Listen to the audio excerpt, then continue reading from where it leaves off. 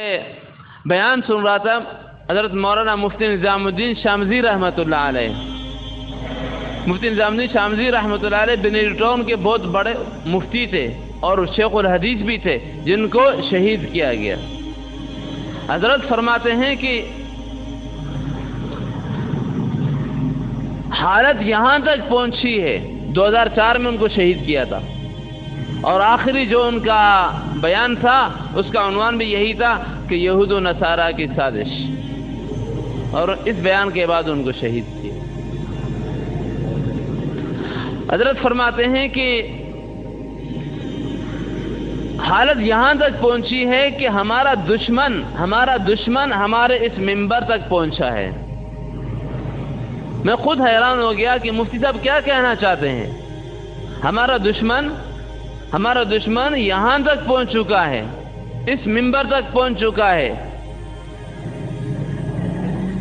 اور آپ علیہ الصلوۃ والسلام کا وہ مدرسہ جو اصحاب صفہ کا مدرسہ تھا، جہاں پر صحابہ کرام رضوان اللہ علیہم اجمعین آیا کرتے تو آپ علیہ الصلوۃ والسلام سے علم دین کو سیکھتے تھے، اپنے سینوں میں لیتے تھے، پھر اس کو جا کے لوگوں کو سکھاتے تھے. یہی کام ہو رہا ہے ان کے اندر، اور کیا ہو رہا ہے؟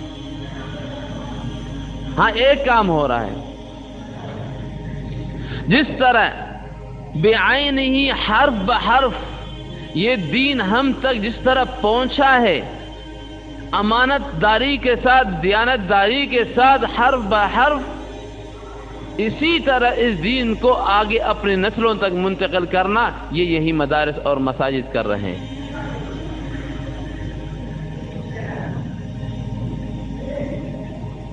لقد من اللہ علی المؤمنین اذ بعث فیہم رسولا من انفسہم. سب سے پہلا کام کیا فرمایا؟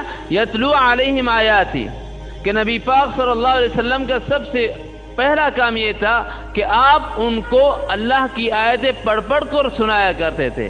جب آپ مدرسے کے اندر آتے تو آپ استاد کو دیکھ رہے ہیں، طلباء کو دیکھ رہے ہیں، ممبر پہ بیٹھے ہوئے عالم دین کو سنتے ہیں، یا محراب میں کھڑے ہوئے قاری صاحب کو سنتے ہیں، تو کیا سنتے ہیں آپ؟ قرآن ہی سنتے ہیں. قرآن سنیں گے یا حدیث سنیں گے؟ اس کے علاوہ تو اور کوئی چیز آپ کو یہاں سننے کو نہیں ملے گا. تو یہی کام یہ مدارس کر رہے ہیں. ہمارا تو یہ حال ہے کہ بڑے سے بڑے وزیر ان عصری اداروں میں، اسکولوں میں، کالجوں میں، یونیورسٹیوں میں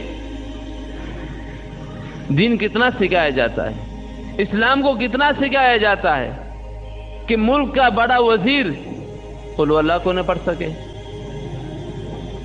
ان کو غسل کے فرائض یاد نہیں.